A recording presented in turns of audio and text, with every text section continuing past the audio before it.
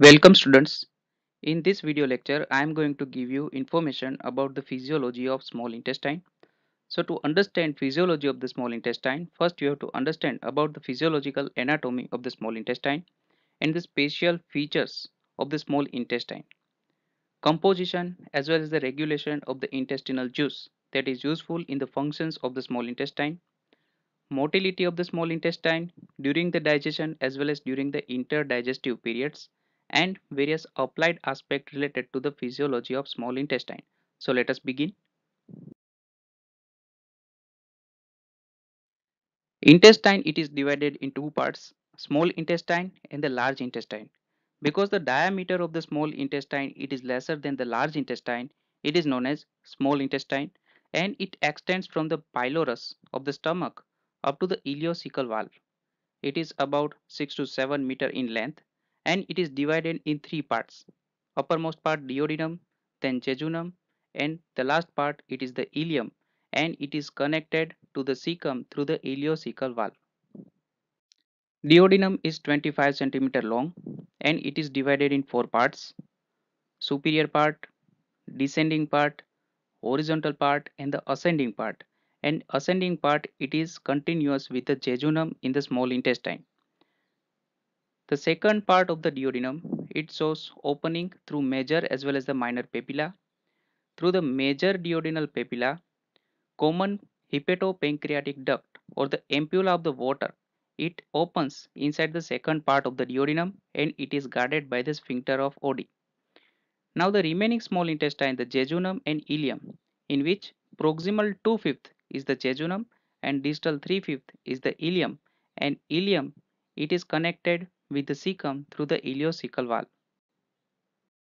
Now let's understand the structure of the wall of the small intestine. Like the remaining walls of the gastrointestinal tract, the small intestine it also contains mucosa, submucosa, muscularis part, and the outermost, that is the serosa. Mucosa it contains epithelium, lamina propria, and the muscularis mucosa. Submucosa it contains nerves, blood vessels, as well as the glands.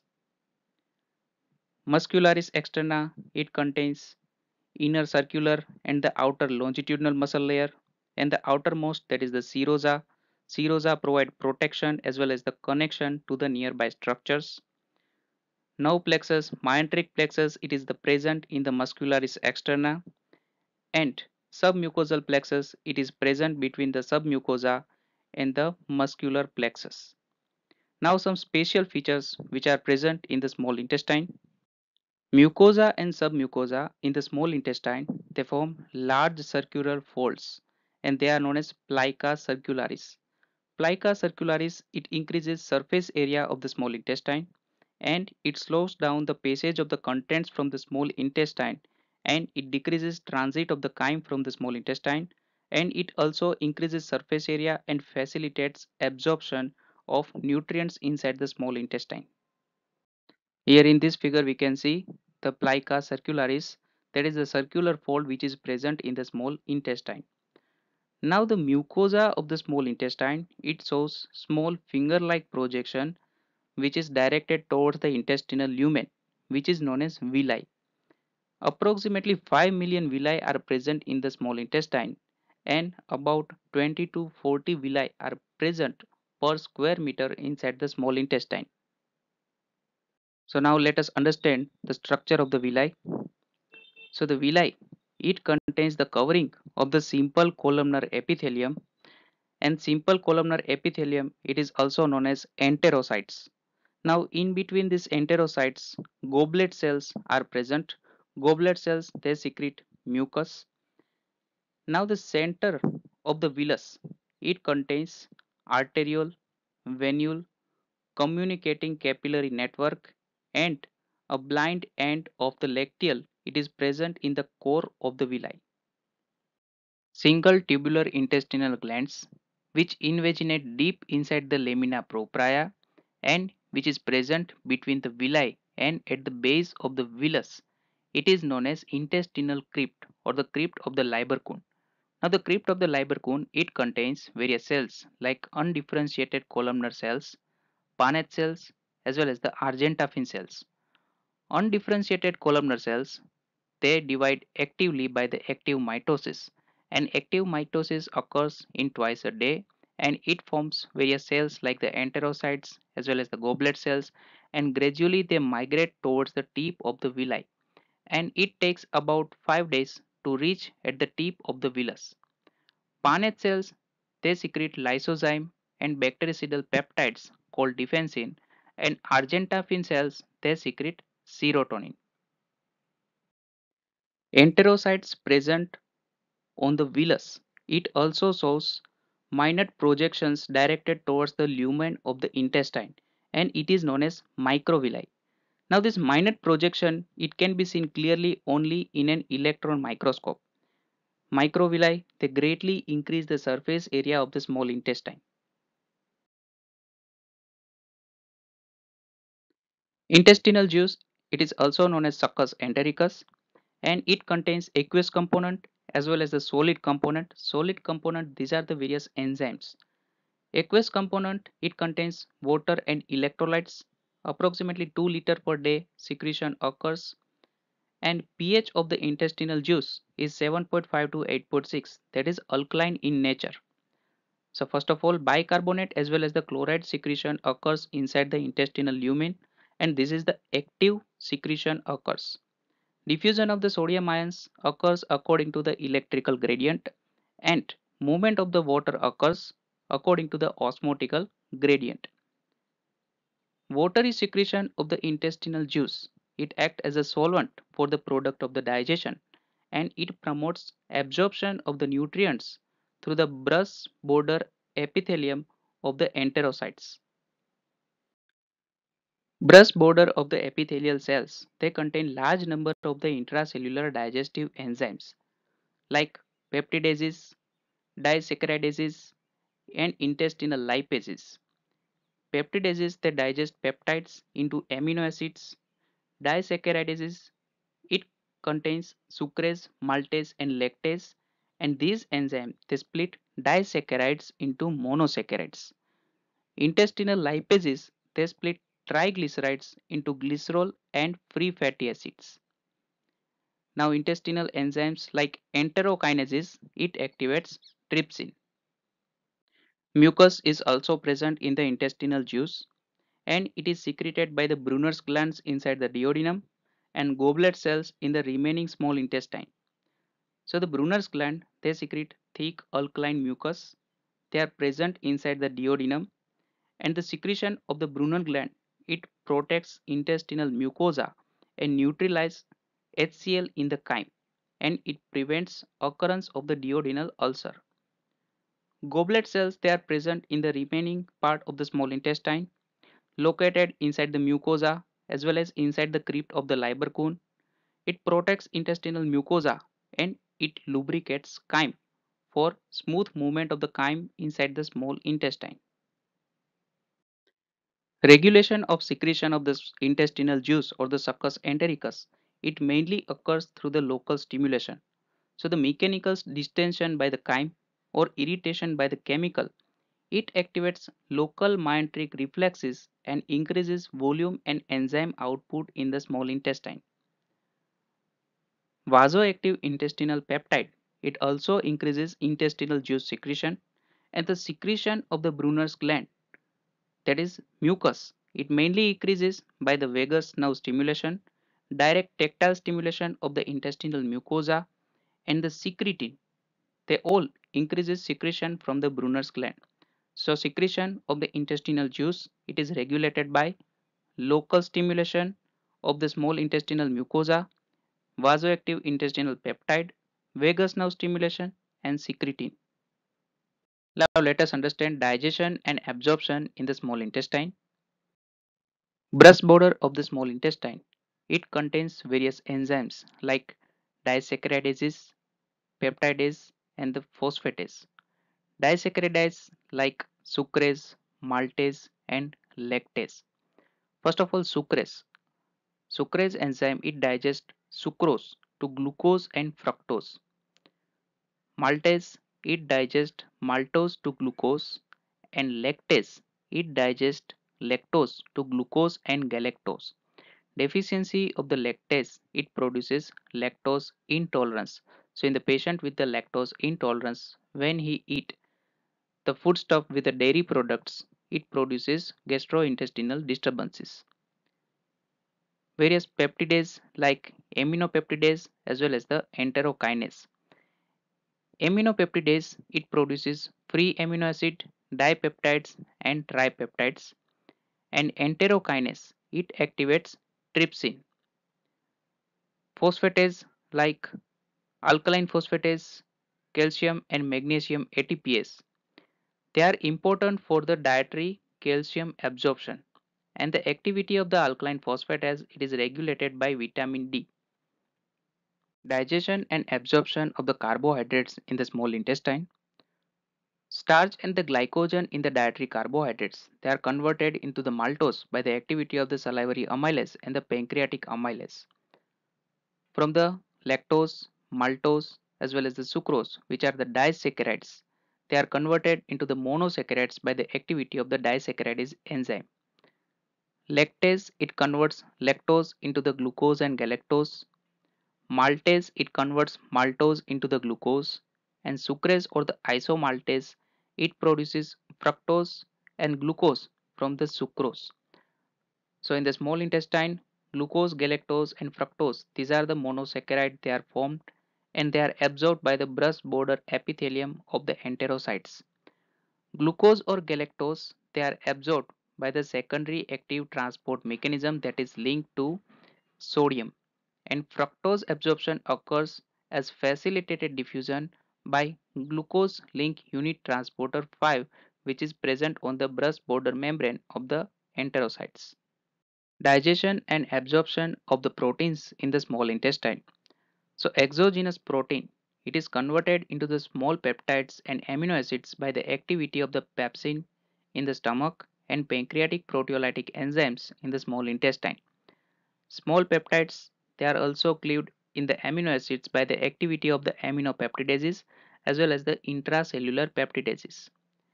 Now, absorption of the amino acids occur at the brush border epithelium of the enterocyte, and it is a secondary active transport linked to the transport of the sodium. Digestion and absorption of the fat in the small intestine. Dietary fat, they contain large triglyceride droplet, and by the activity of the bile salt, it produces emulsion of the large droplets into the small lipid droplets on which pancreatic lipase can act for the digestion of the lipids, and it produces monoglyceride and the free fatty acids. Now bile salt, they are also useful for the formation of the micelle because it contains hydrophobic as well as the hydrophilic ends. In the center of the micelle, it contains fatty acids, monoglycerides, and on the periphery, hydrophilic end is present, and it promotes absorption of the lipids by the process of diffusion. So, by the process of the diffusion, absorption of the monoglyceride as well as the fatty acid occur inside the enterocytes. Here in this figure, we can see the absorption of the nutrients at the brush border epithelium or the luminal membrane and entry of the nutrients from the basolateral membrane into the circulation.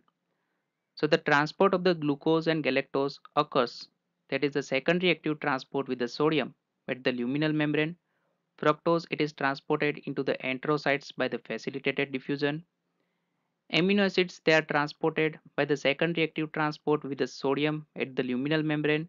Dipeptides and tripeptides, they are transported by the secondary active transport at the luminal membrane.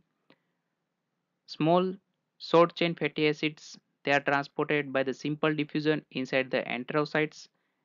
Large short chain and long chain fatty acids and monoglyceride, they are also transported by the simple diffusion inside the enterocytes. Now at the basolateral membrane, by the process of the facilitated diffusion by glucose link unit transporter 2, monosaccharides, they are transported inside the systemic circulation.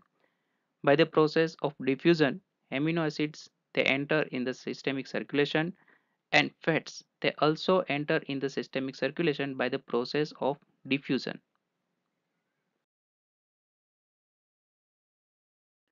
Movement in small intestine. It occurs during the interdigestive period, during the digestive period, and because of the some motility reflexes. Now, during the interdigestive period, like the remaining of the gastrointestinal tract, migratory motor complexes occur. During the digestive period, various mixing movement as well as the propulsive movement occurs in the small intestine that propels food from the small intestine into the large intestine and also produces mixing of the food particles or the chyme with various secretion present inside the small intestine. Motility reflexes like the gastroileal reflex as well as the intestinal reflex, they are also useful in the movement of the small intestine. So now let us understand. Migratory motor complexes, they start from the esophagus and travel in the entire gastrointestinal tract during the interdigestive period. And the migratory motor complexes, they sweep out chyme remaining in the small intestine and prepares the small intestine for the next meal. Migratory motor complexes occur every 60 to 90 minutes and it lasts for 10 minutes. Now, after the intake of the diet, when chyme enters inside the small intestine, various motility can be seen in the small intestine, like the mixing movements as well as the propulsive movements. Now, the mixing movements of the small intestine, it properly mixes chyme with the pancreatic juice, bile juice, as well as the intestinal juice which is present inside the lumen of the small intestine. First of all, the segmentation contraction, it occurs as a mixing movement and it occurs at regular interval causes mixing of the chyme with the intestinal juice. Segmentation contraction, as the name suggests, it is a contraction of a segment of the small intestine. So first of all, there is a contraction of the segment of the small intestine occurs, and because of this contraction, it pushes the content within the small intestine towards the oral as well as the caudal regions. So because of this, there is a contraction of the region and it pushes food towards the either side of the contraction. Now again, the contracted region it relaxes. So food from both the region it moves towards the relaxed region. So in this manner, it mixes the chyme with the intestinal juice. So in this manner, proper mixing as well as the churning of the food particle occur. And this type of the contractions they are known as segmentation contraction. Now the segmentation contraction it causes through mixing without net forward movement of the chyme. So there is slow emptying of the small intestine occurs with gradually segmentation contraction. So food it moves slowly but it properly mixes with the content inside the small intestine. Peristaltic movements, they are the propulsive movement that moves chyme in the intestine forward towards the ileocecal valve inside the small intestine. So it is a wave of the contraction preceded by wave of the relaxation. So contraction of the intestinal segment occurs behind the food bolus and relaxation of the intestinal segment occurs in front of the food bolus. So food bolus it moves away from the contracted segments. With the peristaltic movement, chyme moves at the rate of the 1 centimeter per minute inside the small intestine and it takes about 3 to 5 hours for the chyme to move from the pylorus to the anal canal. Control of peristaltic contraction. So peristaltic contraction it is initiated by the distension of the intestinal segment which increases release of the serotonin. Serotonin stimulates sensory receptors and sensory neurons and sensory neurons of the myenteric plexus it activates activity of the myenteric plexus and it increases release of the serotonin, acetylcholine and substance P which produces contraction of the intestinal segment above the point of the stimulus and increased release of the nitric oxide vasoactive inhibitory peptide as well as the gastric inhibitory peptide. It produces relaxation of the intestinal segment below the point of the stimulus. So contraction of the intestinal segment above the point of the stimulus as well as the relaxation of the intestinal segment below the point of the stimulus, it pushes the bolus forward. And peristaltic contraction is because of the activity of the myenteric plexus It is also known as myenteric reflex. Control of peristaltic contraction is by the neural mechanism as well as the hormonal mechanisms. Neural control it involves parasympathetic stimulation and the sympathetic stimulation. Parasympathetic stimulation increases intestinal motility and sympathetic stimulation decreases intestinal movements. Hormonal control is by gastrin, cholecystokinin, serotonin, thyroxine, and insulin. These are the hormones. It increases intestinal movements, and intestinal movements they are decreased by secretin and glucagon. Peristaltic rest. It is a very powerful peristaltic contraction which occurs because of the irritation of the intestinal mucosa. Irritation occurs either because of the chemicals inside the chyme or because of the infection of the intestinal mucosa, which produces irritation of the intestinal wall, and it activates very powerful peristaltic contraction, and it is known as peristaltic rush. Now, peristaltic rush it is initiated by myenteric reflex and the extrinsic nervous reflex because of the stimulation of the intestinal mucosa, and this powerful contraction begins inside the duodenum and it travels towards the ileocecal valve and it sweeps content of the small intestine into colon. So it relieves irritation of the small intestine or excessive distension. So this is a protective mechanism which prevents excessive irritation of the intestinal mucosa and it prevents damage to the intestinal wall. Smooth muscles of the intestine extends into the villi. So the movement of the villi also occur during the movement of intestine. Alternate shortening as well as the relaxation of the villi occur with the movement of the intestine and it helps in the emptying of the lymph from the central lacteal into lymphatic system. During the elongation, surface area of the villi increases which helps in the absorption. Local nervous reflexes they play role in the movement of the villi. Law of intestine. So peristaltic contraction it travels from the point of stimulation in the both direction. But the progression of the contraction in the oral direction it is always inhibited. So the wave of the contraction travels only in the aboral direction. And this phenomenon has been labeled as law of intestine by Starling. So peristaltic wave it always travels in the aboral direction. Here we can see the experiment which was performed by the Starling in which he has removed a segment of the intestine, then he has sutured the segment in the same manner and the peristaltic wave travels from the oral to the aboral direction.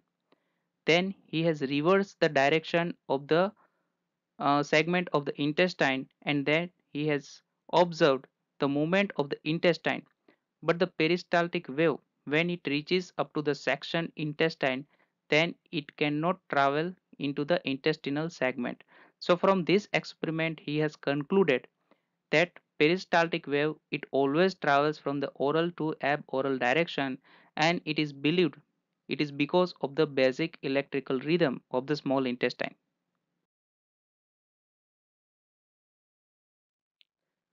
Malabsorption syndrome.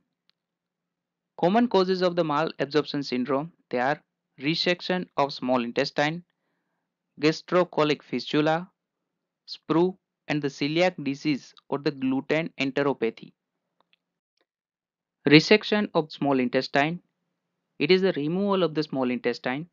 Usually removal of the small intestine more than 50% of its normal length. It can interfere with the digestion and absorption of the foodstuff inside the small intestine.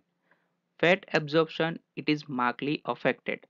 So decrease in the fat absorption is because of the decreased release of the bile as well as the decreased action of the bile over the fat absorption and digestion, which leads to fat malabsorption, and fat malabsorption leads to deficiency of the fat soluble vitamins like vitamin A, D, E and K. Diarrhea occurs because of the deficient absorption of the bile salts. So there is decreased absorption of the water occurs in the small intestine which can lead to diarrhea. Calcium absorption also decreases which can produce hypocalcemia. But in the patients with the resection of the small intestine, usually carbohydrate absorption as well as the protein absorption, they are minimally affected. Gastrocolic fistula. Gastrocolic fistula, it is the abnormal connection between the stomach as well as the transverse colon. So abnormal path exists between the stomach as well as the colon. So food bypasses small intestine and it passes directly from the stomach to the transverse colon. So the functions of the small intestine are not present in the patient with the gastrocolic fistula. It can lead to malabsorption of the fat and malabsorption of amino acids. Decreased absorption of the vitamin B12 occur which can lead to pernicious anemia.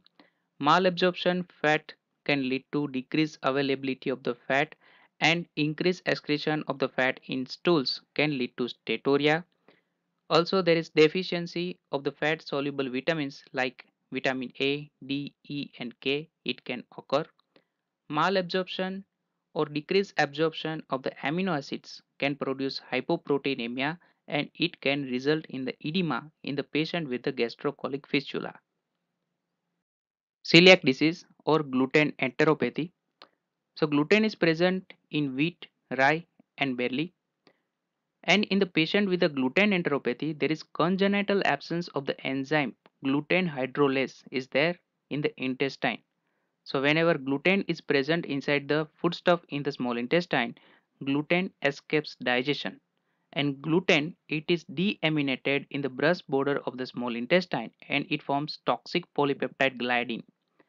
Now gliadin it produces inflammatory changes in the intestine and it disrupts formation of the microvilli. Here we can see the normal brush border in the healthy intestine and in the patient with the gluten enteropathy you can see decrease in the number of the microvilli on the brush border of the enterocytes. So it decreases absorption of other nutrients also and which can result in the malabsorption syndrome.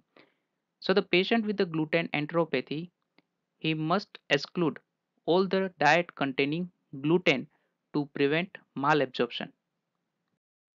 Intestinal obstruction is the obstruction of the lumen of the intestine.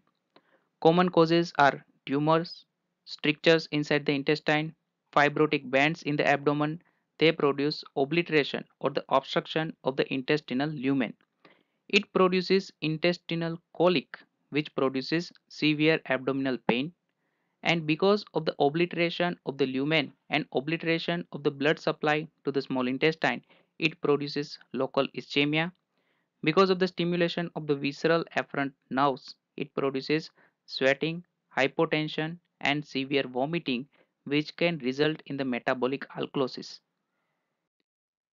Paralytic ileus or the adynamic ileus, as the name suggests, it is the markedly decreased intestinal motility which can lead to retention of the intestinal contents for a prolonged duration of time. Now, causes of the paralytic ileus either it occurs because of the direct inhibition of the smooth muscle of intestine because of the intra-abdominal trauma or because of the gastrointestinal operations. So after the gastrointestinal operation as well as the intra-abdominal trauma that directly affect the intestinal smooth muscle can inhibit activity of the small intestine and it can lead to paralytic ileus. Reflex inhibition by the noradrenergic fibers can also produce adynamic ileus and it is because of the stimulation of the peritoneum. So in the patient with the peritonitis or the peritoneal injury, it stimulates sensory neuronal endings and noradrenergic fibers they can inhibit the activity of intestine. So paralytic ileus, it is because of the direct inhibition of the smooth muscle of the GIT or the reflex inhibition by the stimulation of the peritoneum. Now the treatment in the patient with the paralytic ileus is by laparoscopic as well as the minimal invasive surgeries which can prevent the occurrence of the paralytic ileus. Now if the paralytic ileus it is present in the patient, then aspiration of the fluid and gas in abdomen it should be performed till spontaneous peristalsis occurs.